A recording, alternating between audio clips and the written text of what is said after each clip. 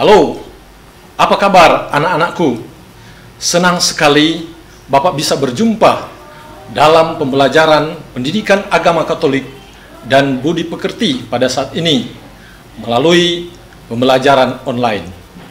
Setelah sekian lama kita tidak berjumpa secara langsung dalam rangka pencegahan penyebaran virus corona, saat ini Bapak hadir untuk memberikan pelajaran tentang sakramen tobat. Sebelum kita lanjutkan kegiatan belajar saat ini, mari kita buka dengan berdoa. Kita doakan bersama-sama. Dalam nama Bapa dan Putra dan Roh Kudus. Amin. Allah yang Maha Rahim, aku menyesal atas dosa-dosaku, sebab patut aku Engkau hukum, terutama sebab aku telah menghina Engkau, yang Maha Murah dan Maha Baik bagiku. Aku benci akan segala dosaku, dan berjanji dengan pertolongan rahmat-Mu, hendak memperbaiki diriku, dan tidak akan berbuat dosa lagi. Allah, ampunilah aku, orang berdosa ini. Amin. Dalam nama Bapa dan Putra dan Roh Kudus. Amin. Adapun tujuan pembelajaran kita saat ini ada 3. Yang pertama, siswa dapat menjelaskan pengertian dosa. Yang kedua, siswa dapat menjelaskan pengertian pertobatan.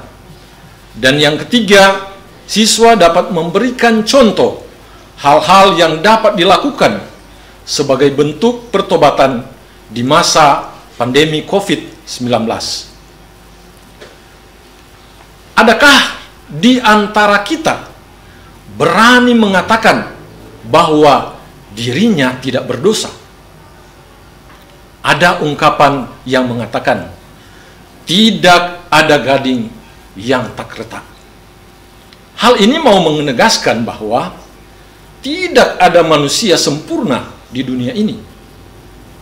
Tidak ada manusia yang tidak berdosa. Dalam doa tobat yang kita doakan tadi, ada unsur janji untuk tidak akan berbuat dosa lagi. Tetapi manusia dalam kelemahan dagingnya sering juga jatuh dalam dosa. Allah yang Maha Rahim sangat mengasihi kita melalui gerejanya, menganugerahkan keselamatan dalam sakramen tobat.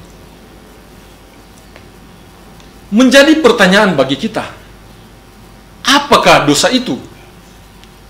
Dosa merupakan perbuatan melawan cinta kasih Tuhan dan sesama.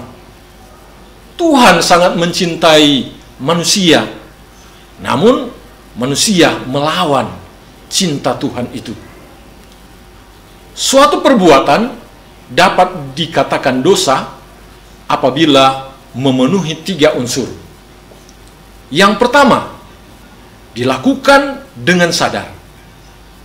Yang kedua, perbuatan dilakukan secara sengaja. Dan yang ketiga, perbuatan dilakukan dalam keadaan bebas.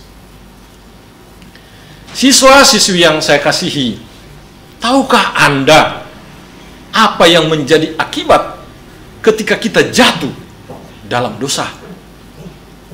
Dosa menjadikan hubungan manusia dengan Tuhan yang sangat harmonis menjadi terputus.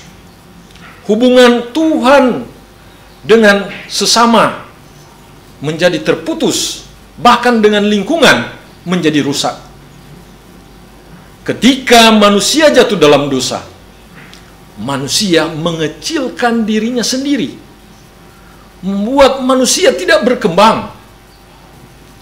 Manusia mengecewakan Tuhan karena menjauh dari sumber rahmat, bahkan terputus hubungan dengan Tuhan. Manusia juga merugikan sesama sebagai aspek sosial, dan manusia merusak alam sebagai ciptaan Tuhan.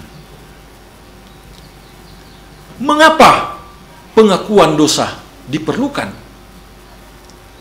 Pengakuan dosa bukanlah hukuman, melainkan rahmat yang membebaskan.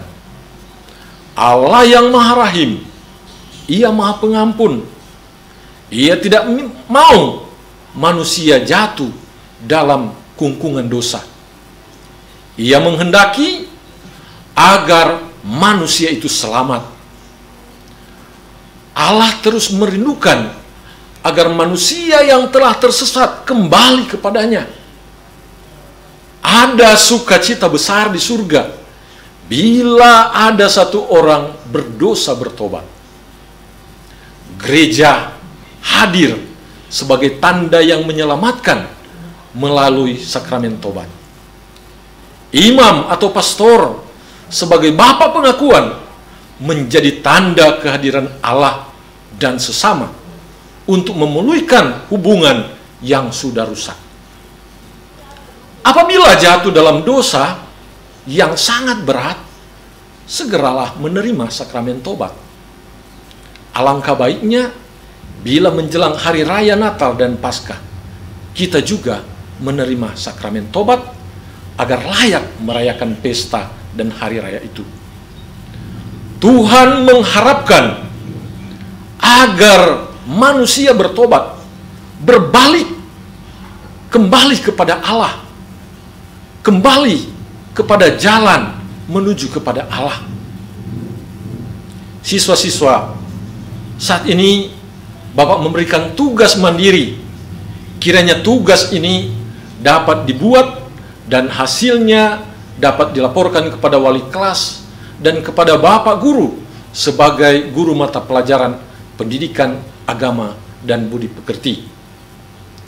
Bacalah teks kitab suci Lukas 15 ayat 11 sampai 32. Kemudian jawablah pertanyaan berikut. Apakah yang dimaksud dengan dosa? Kedua, apakah yang dimaksud dengan pertobatan? Dan yang ketiga, apa yang dapat kita lakukan sebagai bentuk pertobatan di saat menghadapi pandemi COVID-19? Mengakhiri pelajaran kita saat ini, mari kita berdoa bersama dengan Bunda Maria, agar Bunda Maria pun mendoakan kita agar memiliki semangat pertobatan. Marilah kita berdoa. Dalam nama Bapa dan Putra dan Roh Kudus. Amin. Salam Maria, penuh rahmat Tuhan sertamu. Terpujilah engkau di antara wanita, dan terpujilah buah tubuhmu Yesus. Santa Maria Bunda Allah, doakanlah kami yang berdosa ini, sekarang dan waktu kami mati. Amin. Dalam nama Bapa dan Putra dan Roh Kudus. Amin. Demikian pelajaran kita hari ini. Bapak berharap agar kita semua tetap semangat belajar di rumah, jaga kebersihan, sering cuci tangan, jauhi kerumunan, dan jangan lupa rajin berdoa. Apalagi di bulan ini, bulan Mei, sebagai bulan Maria, kita berdoa rosario bersama dengan keluarga kita masing-masing di rumah. Semoga masa-masa sulit ini dapat segera berakhir. Terima kasih.